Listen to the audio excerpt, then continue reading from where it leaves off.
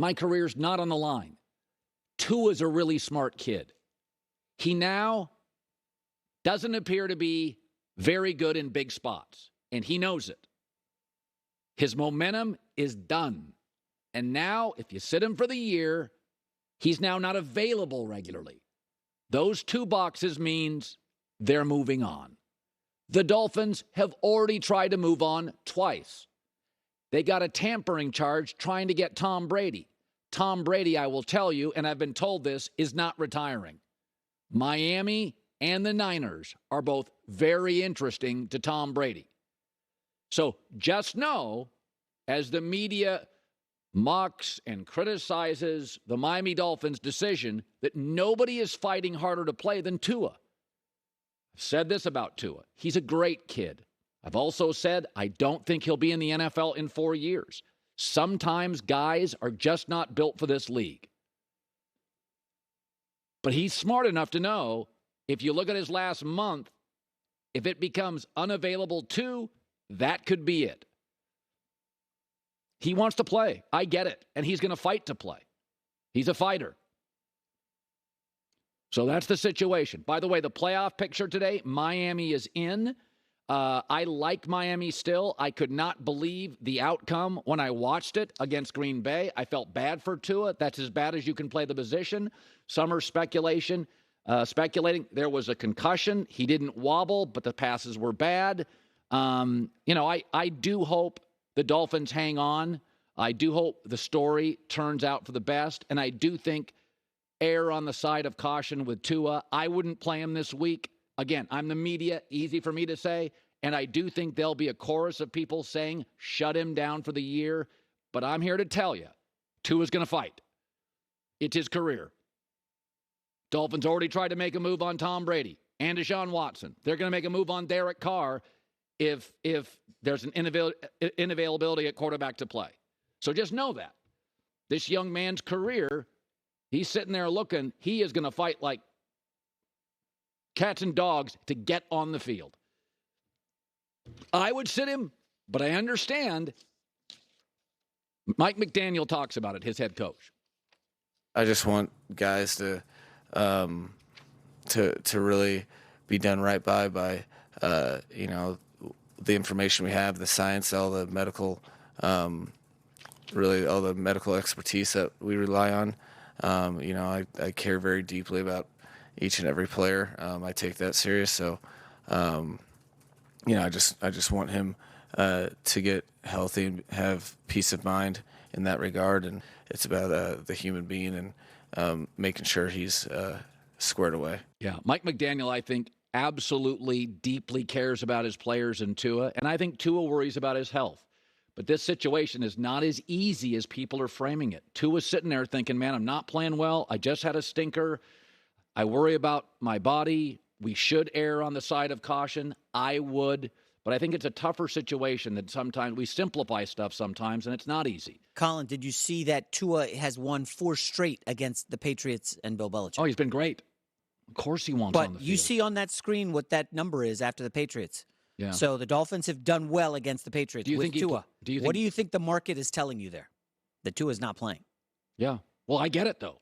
If he's in concussion protocol with his history, I would sit him. If it hits 3, you can assume that somebody knows something. Yeah. And that Tua is definitely not playing. Would you play? I wouldn't. With his background, I wouldn't play him. I definitely would not, but I'm not in the room. I don't know if he's passing concussion tests.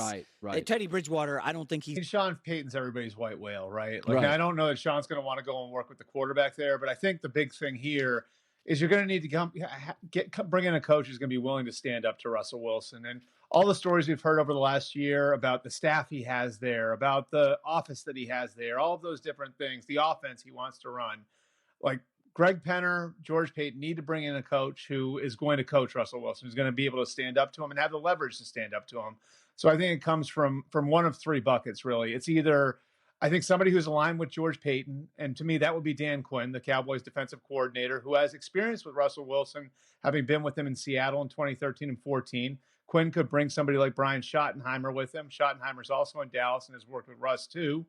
You could go with the big swing. To me, that would be Jim Harbaugh. And I think Jim Harbaugh would absolutely stand up to Russell Wilson. Yeah. And if you're talking about the sort of guy who you can bring in and he could be your Bill Parcells. Like, he may not be here 10 years from now, but he's going to turn it around quick with a veteran group. I think Jim Harbaugh sort of fits that category. And then to me, the third category is ex-player. And, I think those are the sorts of guys that, again, can stand up to Russell Wilson. And we look at the job that Mike Vrabel's done in Tennessee. Yeah. Kevin O'Connell's done in Minnesota. There's a track record now of guys who played recently having success as head coaches. So the two guys I would look at there, New England assistant Gerard Mayo and San Francisco assistant D'Amico Ryans. Both those guys wouldn't take crap from a quarterback. I can tell you that. And I think both those guys have bright futures as head coaches. And I would think Denver would look at both of those guys. Listen, I would sit Tua this week. I think I'd sit him for the year. But I'm not Tua, and his career right now, he's struggling. Yeah. And availability now is an issue. I've said before, I don't think he's in the league in 4 years. Some guys are not built to play this sport. It's just the way it is. It's sad. A lot of positions that guys just can't do it. So, but I know this, Albert. Tua's going to fight like mad to get on that field. Yep. He's a smart kid. He knows what's on the line. Your guess on, if you look at his history, I can't believe they'd play him this week, right? I don't think they can. I wouldn't be surprised if the league, now you won't hear about this, but I wouldn't be surprised if the league gets involved at some level, in the optics of having a guy who potentially had 3 concussions. And we don't know how many concussions he's had because it's not like there's a yes or no test they can put players through, but there's suspicion of at least 3 concussions this year. And that's a big number for a single season. So the optics of the NFL letting a team put a player out there in that situation, I think would be really, really bad. Yes. Especially if it was happening, 7 days after the initial injury happened. So my guess would be they sit him down. And like you said, Colin, this is a critical point of his career. How many times have we talked about that over the last few months? In the way that first round quarterback contracts work now, year 3 is decision time. Year 3 is when your information gathering becomes complete. And then after year 3, you got to make a decision on the 5th-year option. You got to make a decision on an extension. And if you go into year 4 without an extension or without the 5th-year option picked up, things get awfully awkward. So this is a big point in Tua's career. And because of the concussion now, the information gathering might be completely over for the Dolphins. They may have to go forward now and make a decision on Tua's future without any further information than what they have right now, which I know is a difficult prospect for everybody involved. Mac Jones is becoming Grayson Allen. A little bit of a cheap shot artist. If you want to do that, Bill Romanowski, Draymond Green, you got to provide wins. You have to provide Hall of Fame level play. Those guys manipulate games. They get under people's skin. I'm not saying Bill Romanowski and Draymond Green are cheap shot artists. I'm saying a lot of people feel they were, but they provided a lot with that. Grayson Allen and Mac Jones don't provide much. And to me, I saw that play, and I've seen you on Twitter.